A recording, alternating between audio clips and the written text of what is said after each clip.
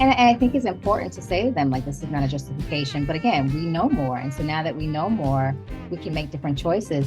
Also, again, normalizing. You're a kid, you'll make mistakes, you'll make silly choices. But if we can avoid some of the ones that are life threatening, let's try to do that. I think that's really, again, coming from a place of concern.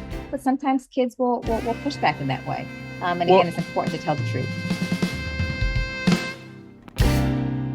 welcome back to Shrinking It Down, Mental Health Made Simple. I'm Gene Beresin.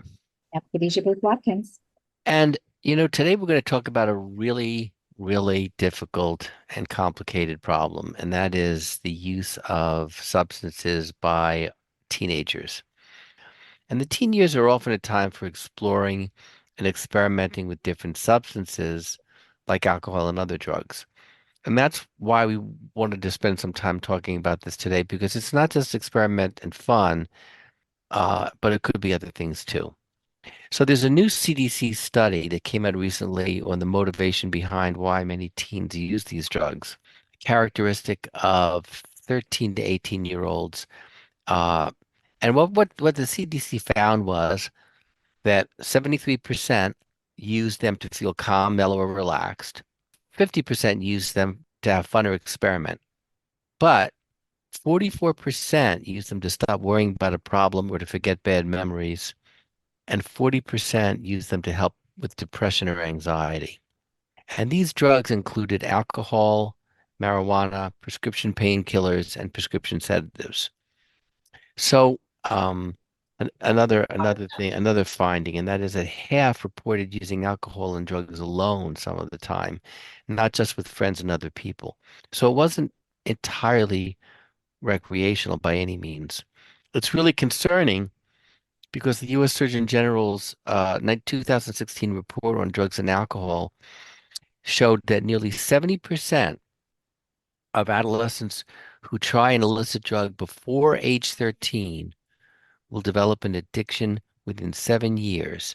And that's compared to only 27% for those who first try it after age 17. So, in other words, the younger they're trying it, the more likely they are to develop an addiction. We should point out that it's not just illicit drugs that this is true for. It's also true for alcohol, and it's also true, as we're going to find out, from use of over-the-counter and prescription drugs. So, in addition to the risk for addiction and serious long-term health effects, drug use and misuse among teens can put an immediate risk for them and for risky behaviors such as, affecting their brain function, their memory, but also, things like driving. So it's super important in the short run and the long run. And I'm going to turn it over to Khadijah because what I think we need to hear about is, let's say that you either suspect or know that your teenager has been using a substance. How do you approach them as a parent? Khadijah, what should folks do? What should parents do? Let's talk about this a little bit, because if you know or suspect your kid is using, this could be a really difficult and delicate conversation to have. But if someone is listening to us today, and they don't fall into this category, I really want to just take this opportunity to really encourage you to begin having these conversations with your young person about substances, even if you don't think it's on their minds, because the earlier the better, and the more the information they have, the more they can make better choices. But climbing down off of my soapbox, what do we do when we are thinking about our child might be using? It's super scary. We just heard the statistics, we heard the data, and it's not great. And again, it is a delicate balance, because we don't want them to shut down or run away. But what I think is most important before we start to have these conversations, as we, as the parent or caregiver or the adult who is thinking about having this talk, is really to check your own pulse. Really want to make sure that you yourself don't need a timeout. You could be experiencing a myriad of emotions. You could be angry, you could be sad, you could be scared, but we really want to make sure that you are ready to have a conversation. We want this conversation to be productive and constructive and engaging. We don't want this to be a conversation where there's a lot of yelling and screaming and a lot of heightened emotions. You might need time to think about what you want to say or how you want to say it. It's so incredibly important that we are mindful of our tone, our body language, our word choices. Because again, we don't want to come across judgmental, harsh, or overly critical, because this is the quickest way to kind of completely shut a conversation down with the young person. We want to make sure that we're open, that we're inviting, because, after all, we want them to share. We want them to know that we are here to help. We want them to know that we can handle and tolerate whatever they're going to put on the table. And again, that means we need to make sure that we're checking our emotions. Because when kids think that we can't handle it or that we're overwhelmed, a lot of kids are inclined to kind of withhold. And so we don't want that. We do want to make sure that we're honest and that we're reassuring them that they are loved, that we love them, and that we're going to get through this together.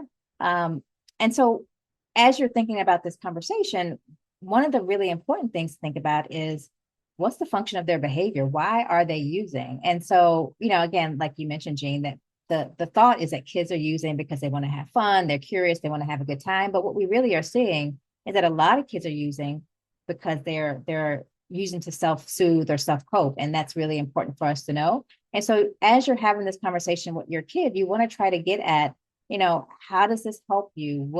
In what circumstances or in what situations are you likely to use?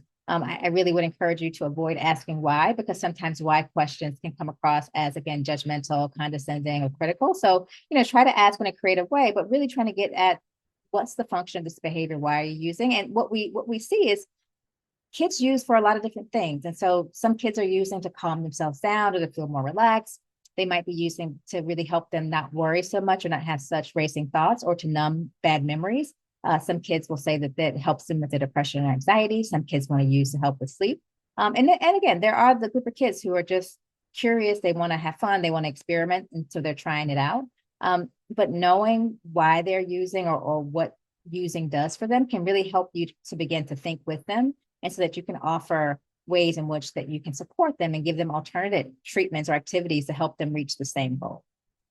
So now we're ready for this conversation. How do we actually have this conversation? Which again is the tricky part. And so what we also have discovered is that when we're having these conversations, we want to, again, make sure that we're calm and ready to have these conversations. We want to, off the bat, reassure your young person that this is not a conversation that you're having to think about how you're going to punish them or what the consequences is going to be. You really want to make sure that they know that you're having this conversation because you're concerned and you're worried. And so you might want to begin this conversation with a story or sharing something that you've heard or that you've learned on the news. You want to make sure that they're aware this conversation is going to be confidential. And if it's not going to be confidential, who you plan to share it with, maybe there's another parent, maybe there's a mental health worker involved, but you want to make sure that's clear to them as well. But again, make sure the lines of communications are open, because we want them to come to us. We want them to know that we're here for them. And we don't want them to hide things from us. So we want to try to strike that balance of keeping the lines of communications open, but also, it's tricky because we're charged with keeping them healthy and safe. I'm sorry to interrupt, but I have a Uh-huh. question. You said begin with a story. Well, you mean a story that they've heard on TV, or a story about from their own life, or what did you mean by a story? So I think you could probably do different stories. I mean, depending on the kid and the situation, you could tell a personal story. You could tell a story that you maybe have heard from another parent or caregiver. You could tell a story maybe about something that you learn at a Clay webinar. I don't know. Do you have an idea of what a story might be? Well, it depends on the relationship, I think. For example, what about a story from your own life? It depends on the age of the child. If it's a very young teen, they may not be as ready to hear it as an older teen. But let's say you tell a story about your own experience with alcohol or with marijuana. So, for example, to be transparent, when I first went to college, back in those days, you could drink at 18 um, in New York City. And of course, me and my friends and I went to New York City, and I got a bottle of some horrible stuff and drank way too much and had alcohol intoxication. I was literally in bed with the blinds closed for like 2 or 3 days. I could have died, but I would share that with them because I think it just speaks to say that, these things could be dangerous. And I think personal narratives are really, again, I think it goes back to knowing your child. You have to also be prepared to answer the questions that might follow. But I think these personal narratives can be helpful because it takes you from, some kids might see that you're coming across as a parent as being on a pedestal, you never do anything wrong. And so it can help kind of, again, humanize things and normalize the conversation and not make it feel so stiff and stuffy, for sure. And again, I think knowing your child and how they will tolerate or perceive that is really important as well. Because I think part of what you can expect is some pushback. And so, kids are going to have questions. Some of these substances are so kind of omnipresent, and so many people are using them and doing them, they might have questions. And so I think being able to answer and explain, if they have seen you using substances or if they know that you drink or smoke, how do you explain that to them and talk about, we know more about the dangers of substances in the teenage brain. This may be legal for me and not for you. Again, how are we responsible? We don't want to drink to the point where we're unsafe, or we don't want to smoke to the point that we're unsafe and we're, out of consciousness. Or they might come back and say to me, if I tell that story in college, well, you didn't die. So why can't I experiment, and take a chance on drinking? It just goes back to, I think, reiterating what we know about drinking early, what we know about the exposure to the young brain and higher levels of alcohol and other substances, and the damage that does to the brain that's continuing to develop. We didn't know as much about that before. I think that's super important, and it's important to be truthful and honest. Yeah, I could have died. Yeah, it wasn't a great choice. And I, as your parent, would like to try to avoid you making the exact same mistakes that I did. Also, again, normalizing. You're a kid, you'll make mistakes, you'll make silly choices. But if we can avoid some of the ones that are life-threatening, let's try to do that. I think that's really, again, coming from a place of concern. I think, again, you can use some lightness and some humor if the situation it calls for, but we don't have to, go to those lengths to see that something is bad. I can share my experience, but sometimes kids will push back in that way. And Or again, it's important to tell the truth. or they might say, you know, um, you used pot when you were in college and it was illegal. Now it's illegal for me, but why can't I use it? One answer is to say, well, yeah, you're right, but the pot that was around in the 1970s, at Woodstock or wherever, it was like 5% potent. Now it's like 85%. The potency has escalated beyond belief. So it actually was, now that's not a justification for it, but there is a big difference between smoking pot now or vaping it and when it was done in the 70s. And then you can have a discussion about potency, about strength, and about what a higher concentration of pot can actually do in terms of brain damage. And I think it's important to say to them, like, this is not a justification, but again, we know more. And so now that we know more, we can make different choices, and the strains are different. The chemical compounds that people are using are different. The risk that people face to contamination is much greater than it was before. And so there's so many more kind of levels and layers of risk that the young people are faced with today and in today's landscape. And I think it's important to talk about. And again, you have to expect the pushback and be prepared to talk about those things. If your kids see you or have accidentally walked in on you doing something that maybe you weren't supposed to be doing, you should be prepared to be challenged with questions about that, in a way that you guys can have a productive, constructive conversation about it. And I think one more point is really in this conversation, maybe not part of this conversation, but it's really important to make sure that you set limits and make sure the consequences are clear. It's best to do this in advance. But if you know that there are things that are not okay, in terms of underage drinking, underage smoking, be clear about those limits that you have for your household and for your child, and make sure the consequences are clear so that if it does happen, because again, we expect kids to make poor choices from time to time. We don't have to, in the moment of heightened emotion, come up with, what the consequence is going to be, because that's usually when we, as parents, tend to go overboard. We're taking your TV away for the rest of your life, or, you're going to, not have allowance for 3 months. Like sometimes that can be extreme. So you can make a consequence that's fitting for the infraction.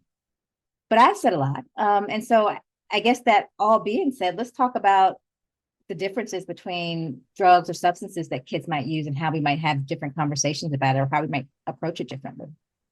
Well, for one thing, both pot and alcohol are illegal until 21. And we need to have discussions about that because if kids are experimenting with them, if our teenagers, they don't like to be called kids, if our teens or young, are experimenting with them, or young adults, I mean, that's a whole other issue that we've talked about in other podcasts, whether a young person is an adult at 18 when the brain is only one quarter developed.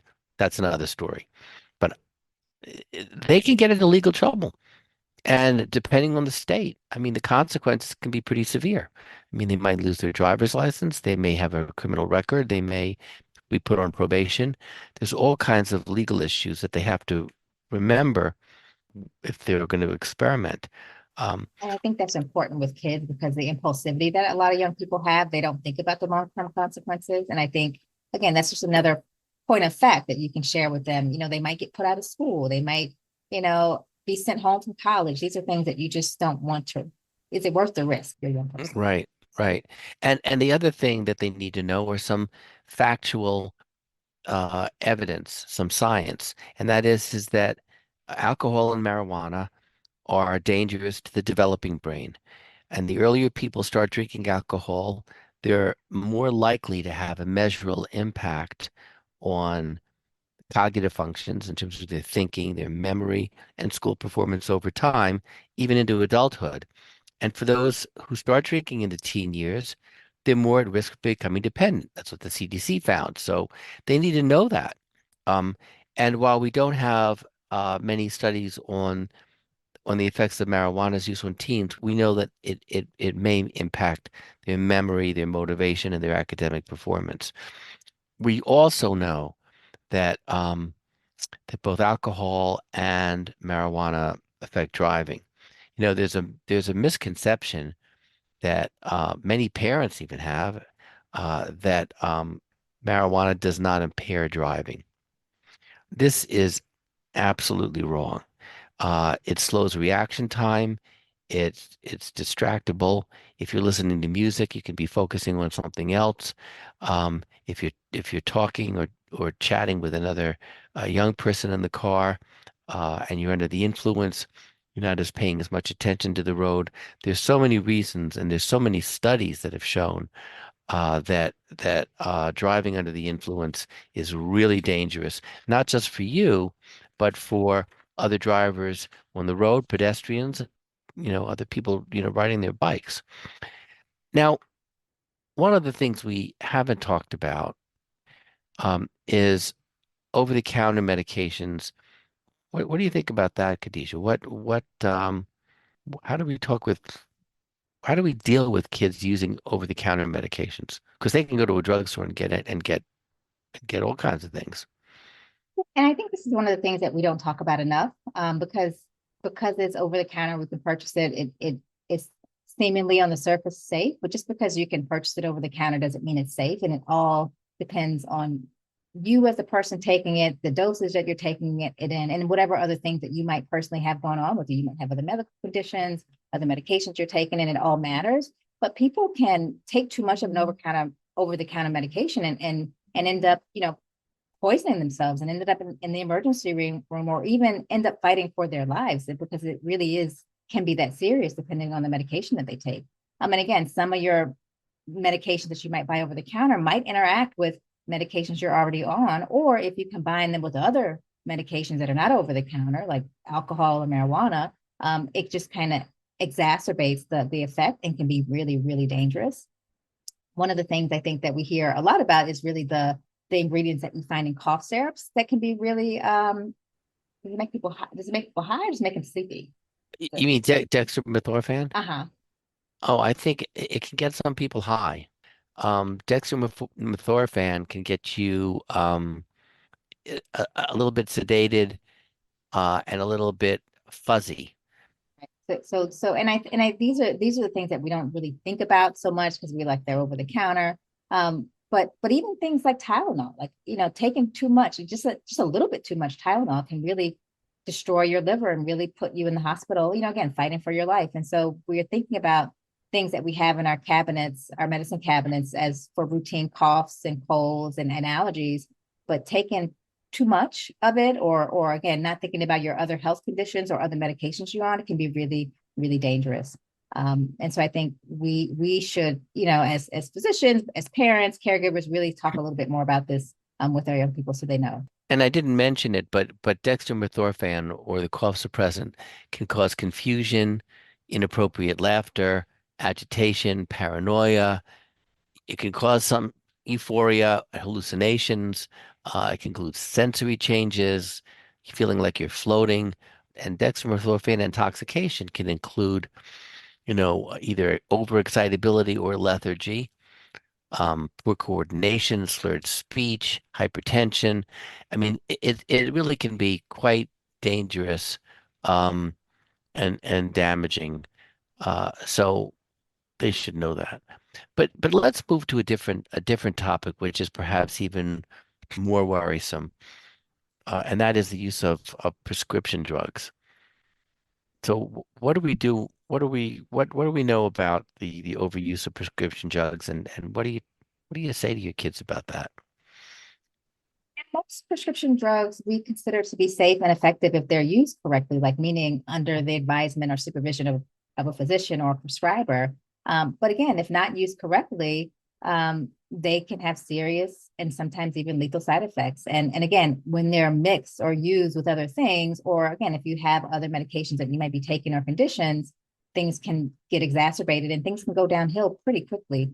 And we know that teens are misusing prescription drugs, again, in different amounts and for different reasons, but it affects their mind, their brain. It affects their ability to execute good judgment, and it really makes them vulnerable to becoming, to being habit forming and becoming addictive, and dependent. And so this is really important that we again are having these conversations with our young people.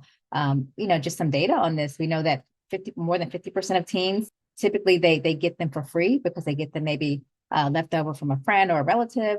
1 in 5 get them through a doctor that they're prescribed for these medications. 1 in 10 might buy them from a friend or relative, and less than 1 in 20 get them from the street, meaning that they pay for them. But they're incredibly addictive. We know that they're incredibly harmful and unsafe, and it's very easy to take too much, and then that stops your breathing. And so again, we really have to have these conversations with our young people about the dangers, the risk. Again, what we also know is about the contamination and the chemical compounds that are out on the streets and how lethal they are in just very, very small amounts. And they may not even know that they are taking those things. And so, with that, if you are listening and you have concerns about your child who might be using opiate medications, NARCAN, which is available over the counter, and it essentially reverses the effects of an opiate, is something you can have kind of on the shelf. And even if you're not worried about someone, it's something that can't hurt to have kind of in your medicine kit. So, the other thing I'd mention a couple other things about prescription drugs. About half, 50% of kids who misuse them get them from a friend or a family member. So they may have some extra oxycodone, or they may have some extra Ambien, or they may have some extra benzodiazepine, which is the Valium derivatives like lorazepam. And, while um, uh, those things can really cause trouble, if they mix them with alcohol, it can potentiate them. I mean, so a typical combination that can get a kid into real trouble is taking something like a Xanibar, which is a 2 milligram Xanax or alprazolam, and combining that with alcohol. And that's one problem. Second thing is if they're getting uh, opiates like oxycodone, and then they can't find any, they might find a dealer who says, well, it's not that far off from heroin or morphine, and maybe you'd want to try some of that. You don't have to shoot it up, you can snort it. Unfortunately, it's extraordinarily dangerous, and many of the overdoses are not just from the heroin itself, but from the mixture of heroin and fentanyl or xylazine, which is very common these days. So I can't impress upon the listeners, uh, and anyone that's taken some of these drugs like oxycodone or oxycontin, some people can't tolerate it because it makes them sick, makes them nauseous. But those that can tolerate it, the way the euphoria can be so compelling for certain people that if you run out, there may be a real temptation to kind of use the street drugs, for the euphoria. Um, or if you have pain, uh, you know, you're not really having open conversations with your prescribing physicians and seeing what you can do for pain. And there are other remedies for pain rather than using opioids, but that's another whole subject. And I think this is a great opportunity to really think about, and I have this conversation with families, often people will hold on to medication that they were prescribed for, a dental procedure or a minor operation because maybe they'll need it again one day. And really thinking about the risk of having, their young person, and it may not even be their young person. It may be someone else coming into the house, like, one of the kids' friends, or, unfortunately, maybe a family member. But really important to say, if I'm not taking this medication anymore, I don't need to continue to have it in the house. And so to discard it because we don't want to kind of create this opportunity. And really, we want to do as much as we can to reduce the harm that we kind of put our young people in. And so it's really important to not have excess medication lying around if we're not using it and we're not taking it. So now that we have said all of these things and had all of these great conversations that have been really difficult to have, what are the options for our kids once we have just figured out, that they're using and that we want to try to connect them to services? Like, what are the services, and how do we figure out what services are right for our kids? Well, the first thing is if you suspect that your teenager is misusing substances, it's always useful to get an evaluation. And part of the evaluation, and here at MGH, we have the Adolescent Recovery Management Service, which is part of our uh, addiction service. And what a typical evaluation will involve is look at some psychiatric disorders, like we mentioned, that some almost half of the kids are using substances to quell or cope with anxiety or depression. So we want to know if there's anxiety. What kind of anxiety is it? Is it generalized anxiety disorder? Is it a panic disorder? Is it a social anxiety disorder? And we have many blogs about these things on the Clay website if you're interested in learning about them. If it's depression, is it just depression, or is it a form of a bipolar disorder, which might make them even more impulsive? Another psychiatric disorder, which is very commonly associated with substance misuse, is trauma. Is it acute stress disorder or post-traumatic stress disorder? And so there are many conditions that need to be evaluated. Also, in the evaluation, the clinician is going to be looking at if there are family problems. So, family turmoil, family upset, family problems, including domestic violence, may be one of the reasons why a young person turns to substances. Other learning disabilities that might make them just frantic about trying to cope with studying, and if they're not getting the assistance that they need to achieve.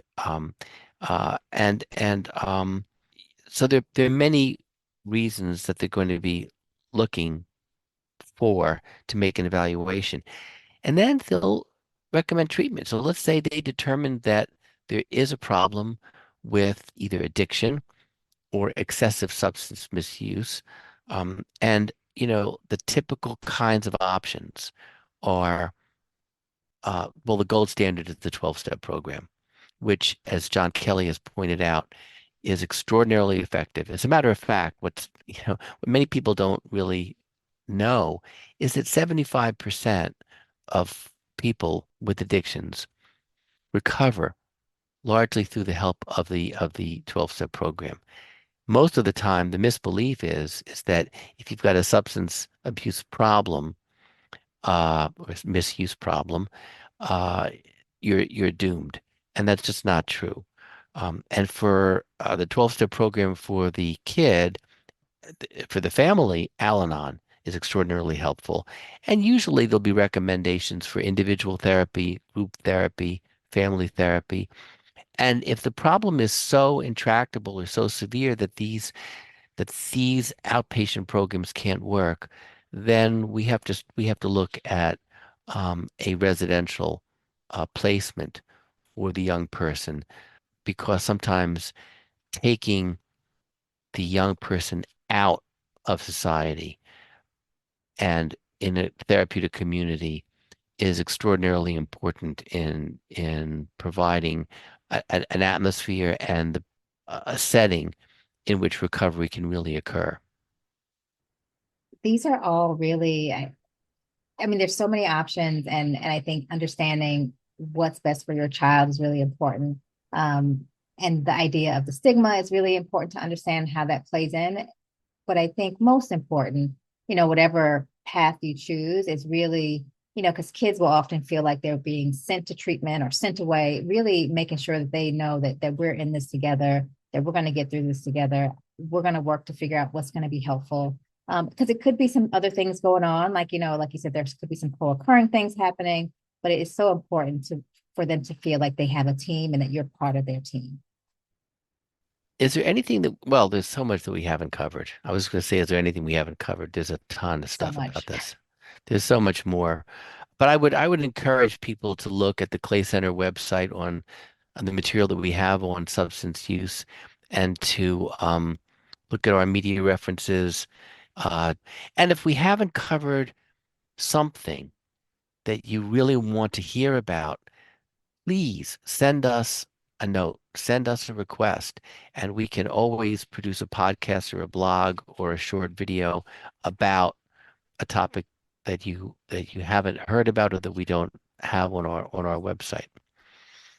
And I So, just and want to say before we wrap up, though, because we kind of ran through this whole substance use and talking to your kids in like 45 minutes, and I really want, or maybe 30 minutes, and I really want to like manage the expectations. Is that this is not going to be a one and done conversation. This is going to be conversations, multiple conversations over a period of time, and again, there'll be tough conversations, and you might have to take a step back. The kid might have to take a step back. You might have to bring other people in. Again, you might be also going for additional treatment, but it really is a series of conversations that you're having with your young person about, supporting them and helping them, and that your goals are to have them be healthy, happy, and safe. so again, if anybody has questions or comments or issues they want to bring up, please let us know. And we hope that our conversation will help you have yours. I'm Gene Beresin. And I'm Khadijah Booth Watkins. Until next time.